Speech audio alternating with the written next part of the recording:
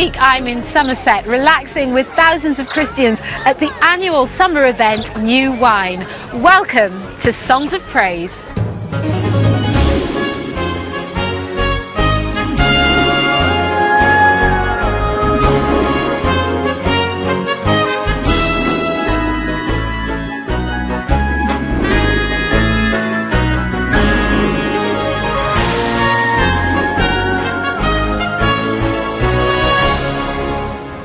Coming up, how family, faith and fun can make the perfect holiday even if you're camping.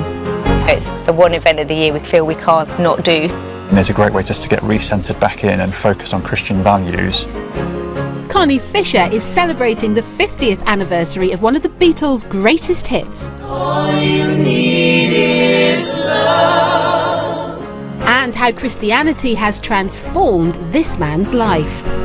I left school with no qualifications and I'm a little lad from Blackpool. How am I leading in a place like this?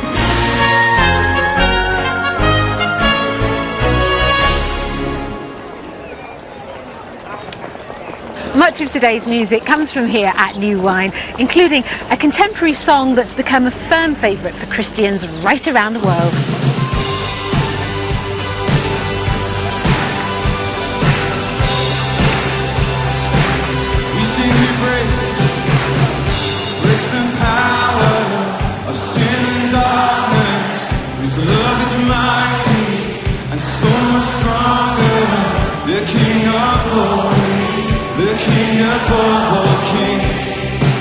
His name is Jesus. Shakes the whole earth with holy thunder. Leaves us breathless in awe and wonder. The King of glory, the King above all kings. And he's here. This is amazing grace. This is unfailing love. And you would take my place. Then you would bear my cross. And you would lay down your life. And I would be set free. Oh, Jesus, I sing for all that you've done for me. You'll never stop singing. 'Cause worthy is the Lamb who was slain. Worthy is the King who conquered the grave. And worthy is the Lamb who was slain. Worthy is the King who conquered the grave. So worthy is the Lamb who was slain. You are worthy, Lord. This is amazing grace. And this is unfailing love. That you would take my place. That you would bear my cross. You would lay down your life. Then I would be set free. Oh, Jesus, I sing for all that you've done for me. Oh, we come with thankfulness, Lord. Let's give him praise.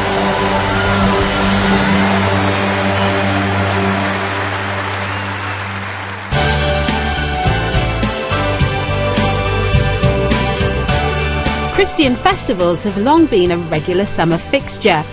New Wine began in 1989 as a gathering organised by members of the Anglican Church, St Andrew's, Chorley Wood.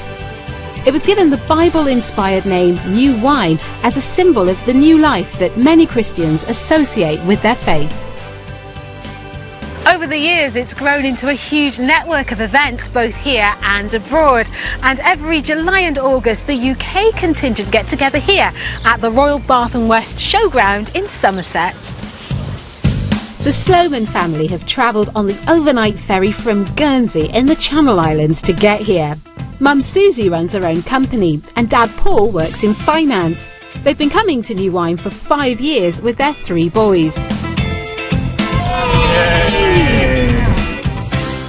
After giving the family a helping hand setting up camp, I want to find out what's on offer for them and the other 25,000 people attending this year.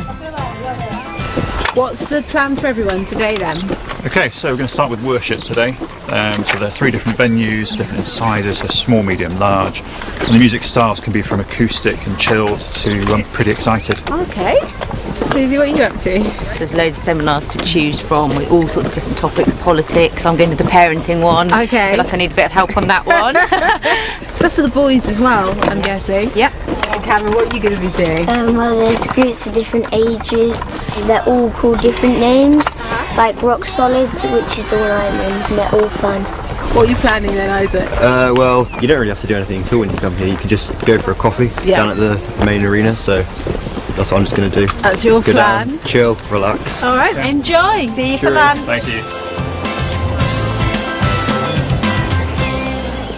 After a full morning of activities, there's time for us to relax together and for me to hear why Susie and Paul appreciate being here. We kind of come here to just almost restart. It's like the start of a year almost for us, kind of time to think what our kind of vision is for the family and what we want Jesus to do in our lives, and that's next year, what we want for the kids.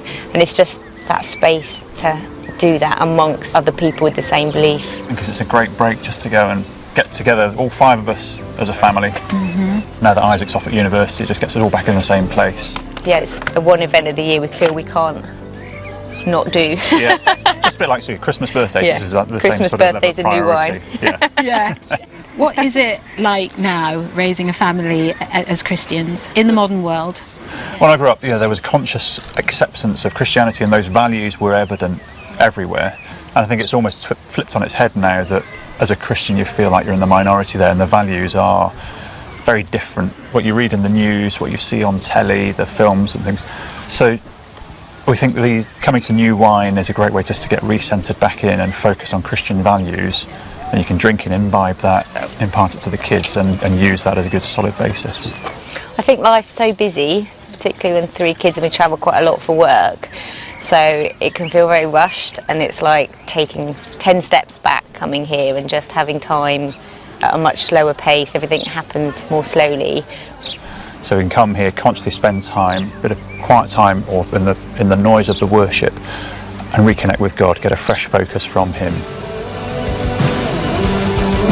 Jesus is Lord. He's coming on the clouds. Kings and kingdoms will bow down. And every chain will break as broken hearts declare His praise. Who can stop the Lord Almighty?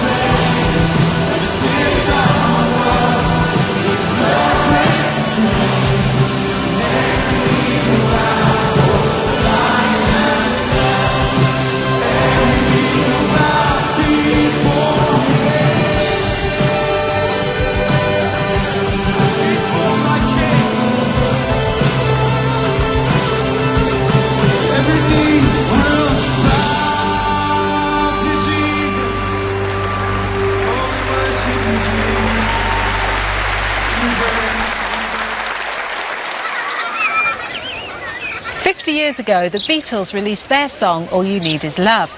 It came at the end of the Summer of Love, and while youth culture was undergoing a revolution, a similar one was happening in churches. Connie Fisher's been to find out what happened when two worlds collided back in the 1960s. This must be the world's best-known zebra crossing.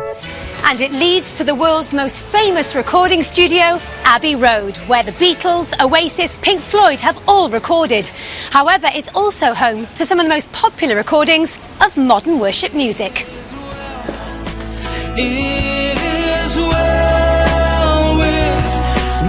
Christian singer-songwriter Matt Redman recorded his top 10 album, Unbroken Praise, here, in the very same studio as the Beatles. But that's not the only connection between pop music and praise, as I found out when I met Christian record producer Les Moyer. In the early 60s, or actually in the 50s, everybody was making music. All the young people were in bands. But then in the Salvation Army, there was a group called the Joy Strings, who were really basically like a skiffle band. They recorded here at Abbey Road. They recorded these songs that were in the charts. The Joy Strings were in their uniforms, making new music. OK, so did the Beatles really influence contemporary worship music? The Beatles, they inspired a generation to find their voice and to start to write their own songs. You know, it said in the Psalms, it says, "Sing unto the Lord a new song."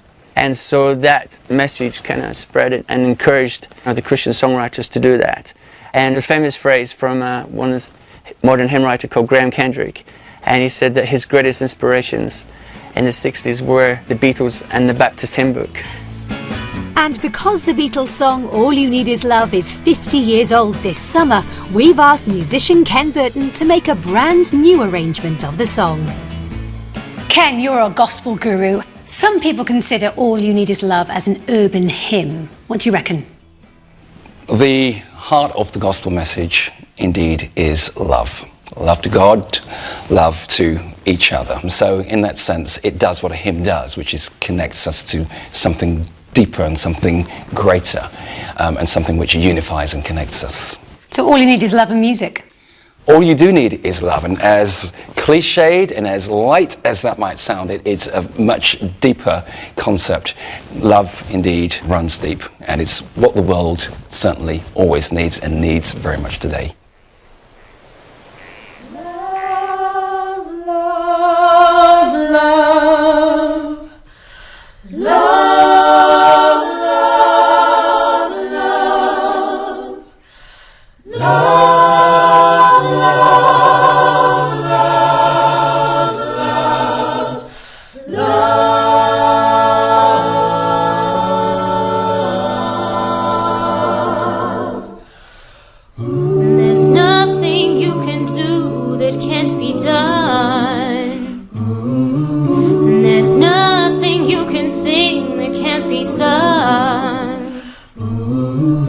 There's nothing you can say, but you can learn to play the game. It's easy. There's nothing you can make that can be made. There's nothing you can save that can be saved. Nothing you can do, but you can learn to be your in time. It's easy.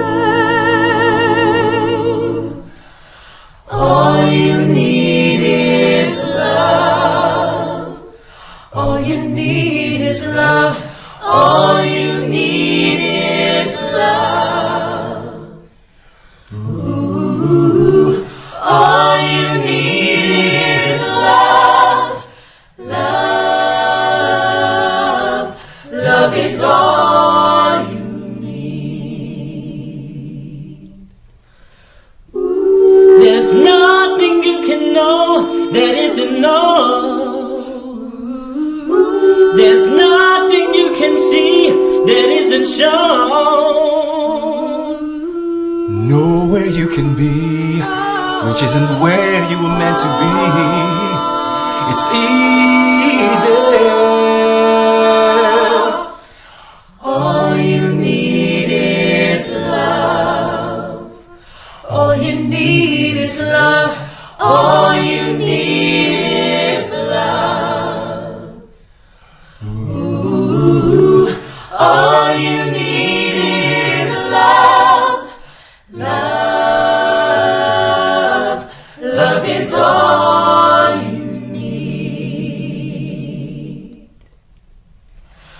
All you need is love. Deep down in your soul, all you need is love. Oh, all you need is love. Love is all you need. Love is patient, love is kind. Love is all you need. Oh, love is all you need.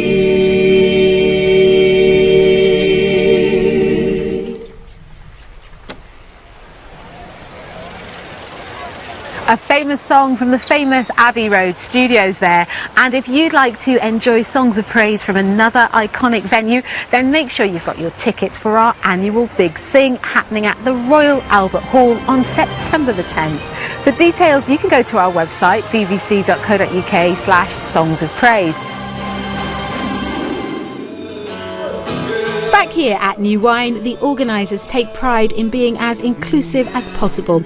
And that leads to some inspiring partnerships being formed behind the scenes. Billy, how long have you been on the team at New Wine? 3 years. So what do you enjoy about it? Yeah, I like the music. Oh, the music's great. Yeah. And where do you help on team, Billy? Which team do you help with? The Flavour Cafe. The Flavour Cafe? Yeah. And what do you do there? Cheese, coffees, cakes. Yeah. Yeah, I like hot chocolates with marshmallows. Hot chocolates with squirty cream, they're the best, aren't Yeah. they? Really tasty. Yeah, with too much calories. Too many calories. Naomi, why do you do it? Why do you enjoy it? I really love it, and I love it because God's heart is for everybody, and I think everybody is a value within His kingdom, and as New Wine we want to be reflecting that in everything that we do, just enabling people across site to be able to connect with God in, you know, different ways, whether it's bouncing on a gym ball or playing with rice, but in a way that enables them to engage with what's going on. Meanwhile, new winegoer Ian Grassmeadow and his family get to enjoy their time here thanks to the team of British Sign Language interpreters led by Hannah Robinson. I like the access that I have here, because if I go to church I'm on my own, I might have subtitles or a lot of information, but having the interpreters here means I can fully absorb everything, and it really helps my faith. Hannah, why is it you do this? I really got into sign language by seeing interpreters at Christian events, and throughout my whole journey of learning sign language and becoming an interpreter, you know, it's been important to me that I want to serve God in this way. I really love being part of the deaf community, the deaf Christian community, and it's great to work with other Christian interpreters and to provide access to God's word. Does it give you a slightly different perspective on what's being said or sung? Songs are essentially poetry a lot of the time, and so that's very challenging to interpret into another language, so we're constantly looking for the meaning. Would you agree with that, Ian? Do you feel that expression, especially in worship songs?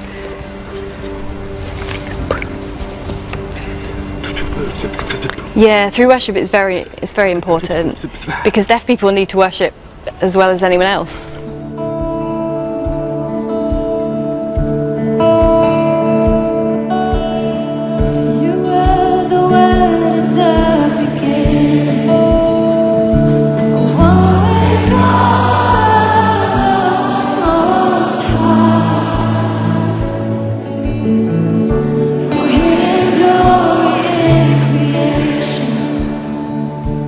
Now within you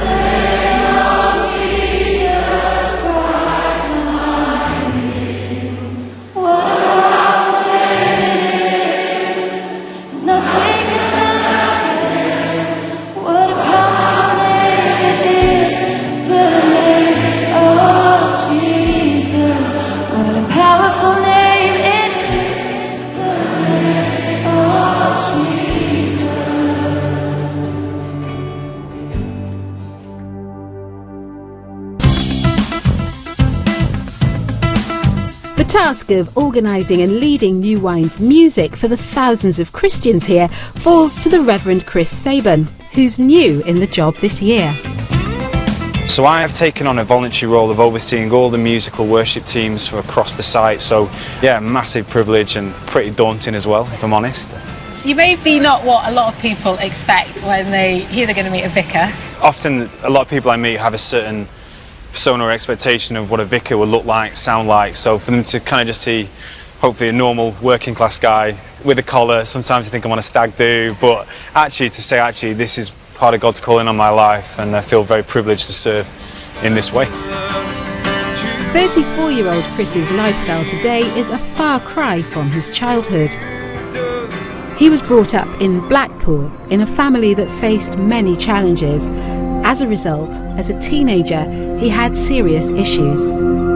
I left school with no qualifications and was really struggling with self-worth. I've seen my family come to faith and see their lives change, but for me I was like, well, that can't reach me, and I struggled with depression, anxiety, anger, real sort of serious flare-ups of anger, and that would then feed into the depression, feed into the anxiety, and I was just in a real cycle. So I'd be drinking, I'd be trying to numb some of the pain and things I was in, and always looking for something to take my mind off me and to give myself worth and things like that. So I guess the way I look at it now, I was seeking things that overpromised but under-delivered is how I kind of see it. It was an event at this very campsite in Somerset in 2001 which turned around Chris's life at the age of 18.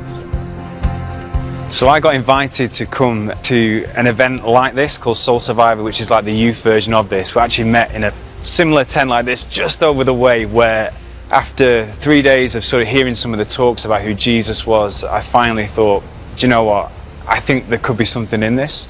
He is who he says he is, and I am who he says I am, not often what the world has spoken over me or I've spoken over myself. And so yeah, it was there that I said yes to Jesus, yes to following him. And it's kind of crazy, like I'm a little lad from Blackpool, how am I leading in a place like this? So it's just, yeah, it's by God's grace. What would you now, if you could, say to your 14-year-old self who was struggling with all of those issues? Yeah. I want to say, don't be proud in saying that you need help. So I still struggle with anxiety at times. I still struggle with times of depression, but the difference is I know that God walks with me through those. I don't fear them. I don't get lost in them. My anger, by God's grace, is no longer like a flare-up thing. So I just want to say, just be real, be honest, just be you. God's not looking for some Sunday school type perfect answer where church is like Disneyland and we all smile and it's all very nice. He wants to meet us where we are. So my whole thing is, I probably talk more about my brokenness than any of my gifts, because I just think that's really important as we sort of model that and all journey together. As well as leading the music at New Wine, Chris also writes his own worship songs, which are popular all over the world. And he's chosen one for us. So it's a song called Spirit and Truth, which I've recently written with a few friends, and it's about the worship of God, how we love him in response to all that he's done for us.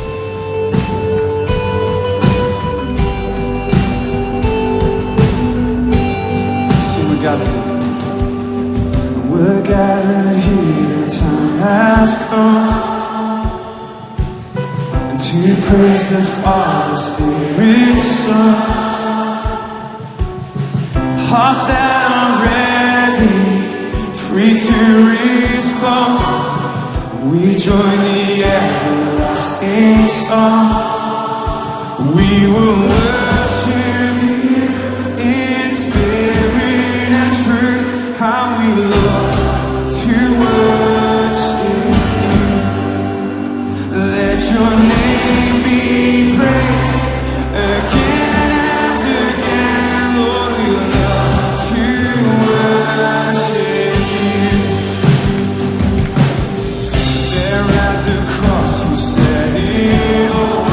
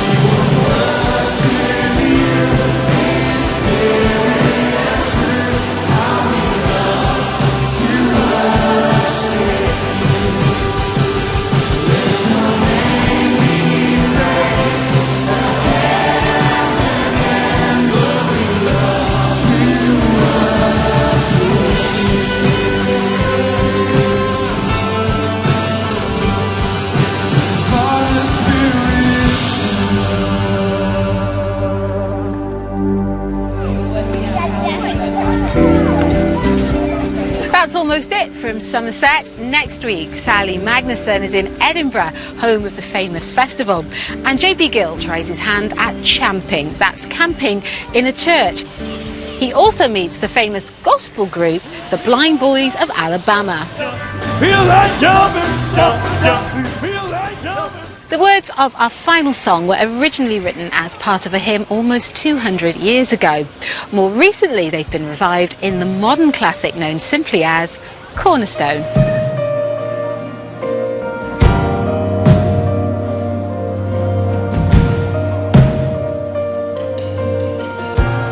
Hope is built on nothing less than Jesus' blood and righteousness. I dare not trust the sweetest friend, but wholly trust in Jesus' name. Christ alone, cornerstone, weak, made strong in this day of love. Through the storm, He is Lord, Lord of all.